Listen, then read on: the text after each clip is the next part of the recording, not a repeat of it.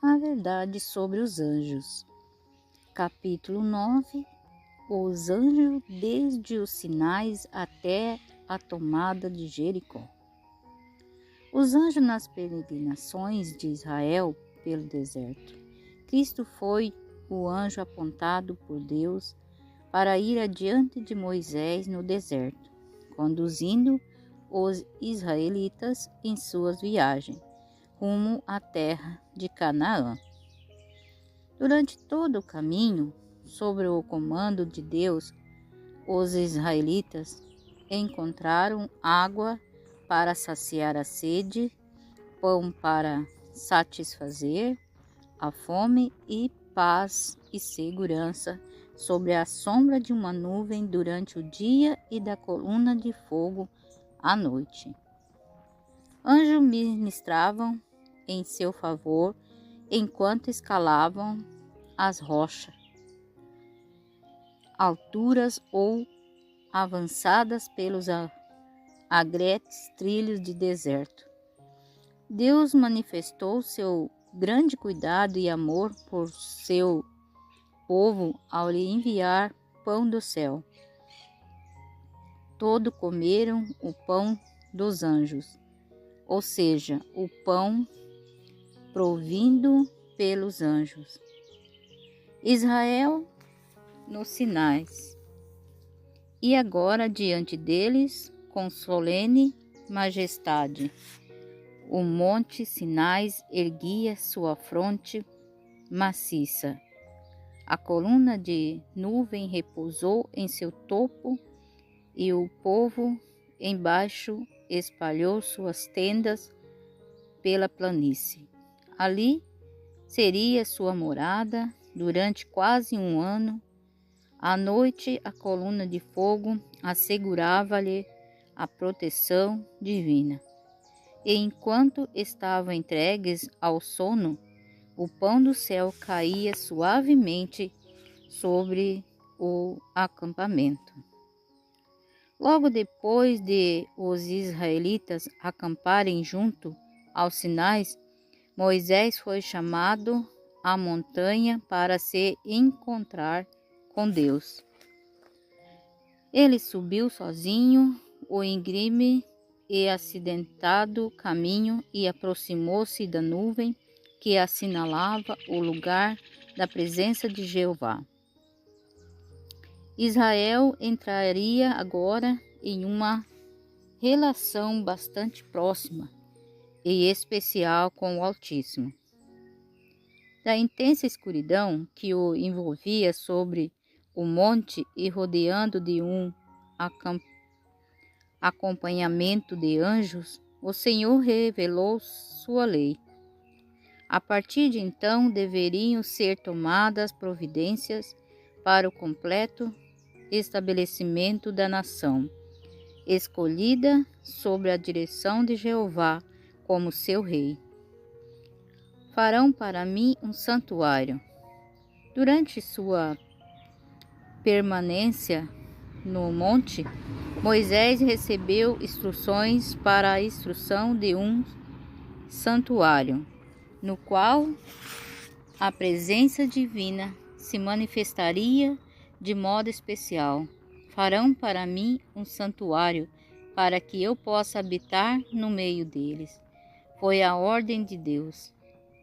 O edifício, o tabernáculo, era dividido em 2 compartimentos, por uma bela e suntuosa cortina ou véu, suspensa em colunas chapeadas de ouro. Um véu semelhante fechava a entrada ao primeiro compartimento. Esses véus, assim como a cobertura interior que formava o teto, eram confeccionados mais belas cores, azul, púrpura e escarlata, muito bem dispostos, com quirumbins trabalhados em fios de ouro e prata, representando a hoste angélica, que está intimamente ligada ao trabalho do santuário celestial e ministra em favor do povo de Deus na terra. Depois que a construção do tabernáculo foi completa, Moisés examinou todo o trabalho. Ele o comparou com o modelo e com as instruções recebidas de Deus, e viu que cada parte estava de acordo com o modelo. Então, abençoou o povo. Deus deu o modelo da arca a Moisés, assim como as instruções especiais de como deveria ser feita. Destinava-se ela a abrigar as tábuas de pedra, nas quais Deus gravará com seu próprio dedo os 10 mandamentos, e tinha o formato de um cofre, estando revestida interna e externamente de ouro puro. Era ornamentada com coroas de ouro na porção superior. A cobertura desta sagrada caixa era propiciatório feito de ouro maciço. Em cada extremidade dele estava fixado um querubim de ouro puro, sólido. Estava um de frente para o outro, ambos olhando reverentemente para baixo, em direção ao propiciatório.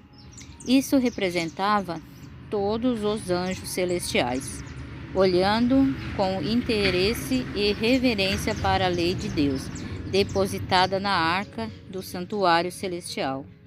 Este querubim tinha asas. Uma asa de cada anjo se estendia para o alto, enquanto com outra asa cada um deles cobria o corpo. A arca do santuário terrestre era uma cópia da verdadeira arca no céu.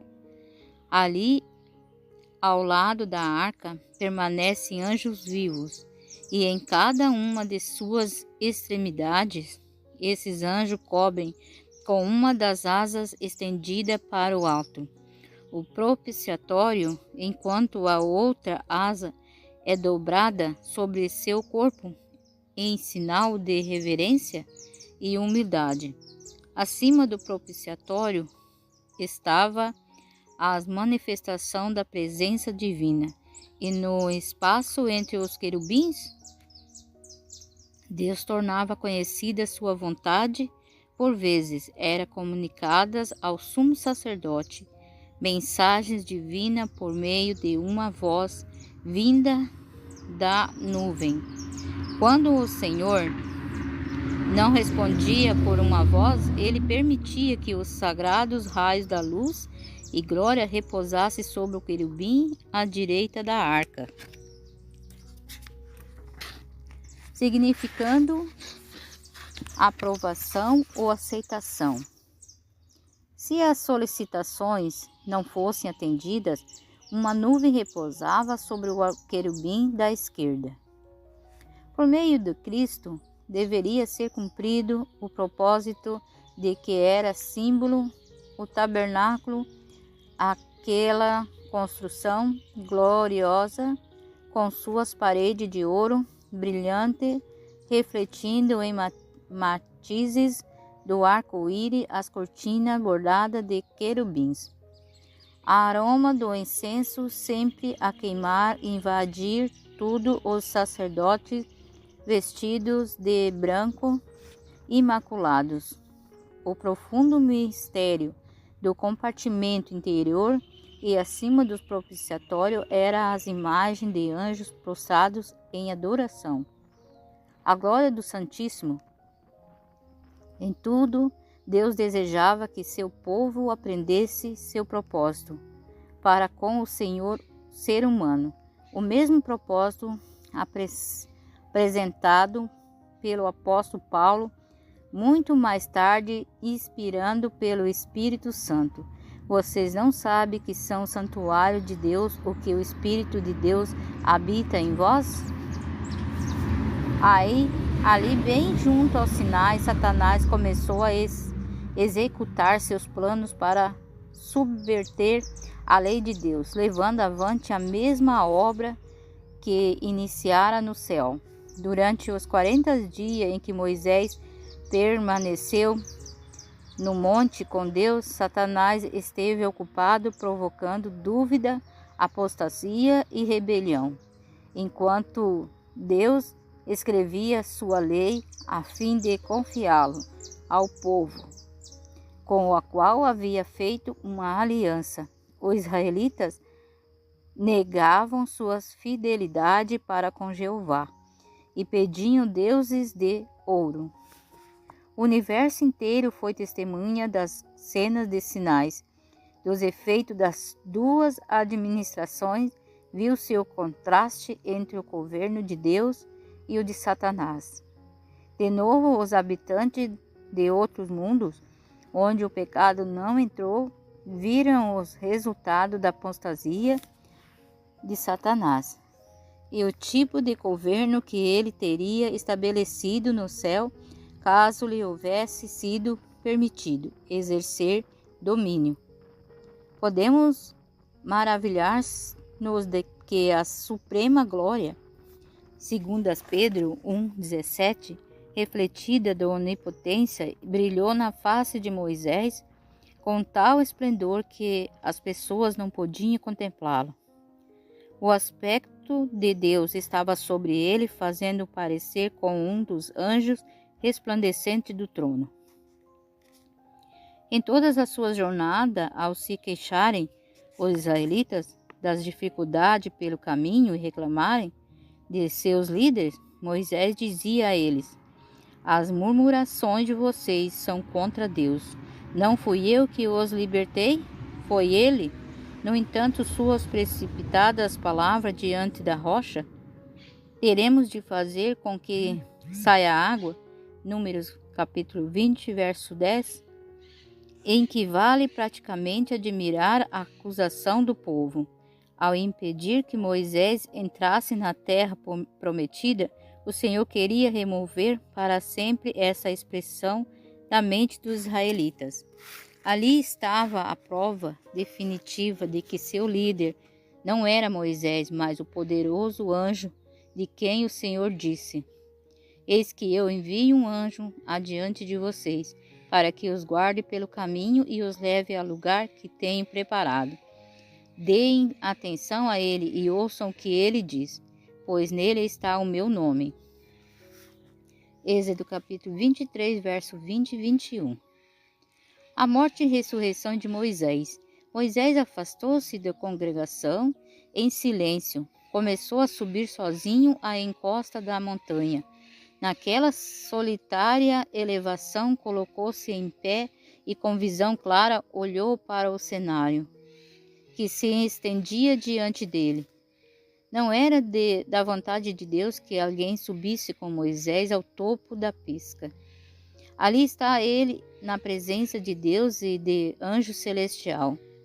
Os anjos também revelaram a Moisés que, embora ele se lamentasse por ter pecado e não poder assim entrar na terra prometida, embora ele sentisse ter sido a causa do pecado de Israel, na verdade era o pecado deles, dos israelitas, com seu espírito queixoso e murmurador, o que havia levado a ele, Moisés, a se desviar, a que é correto, e a cometer o pecado que agora excluía da terra prometida.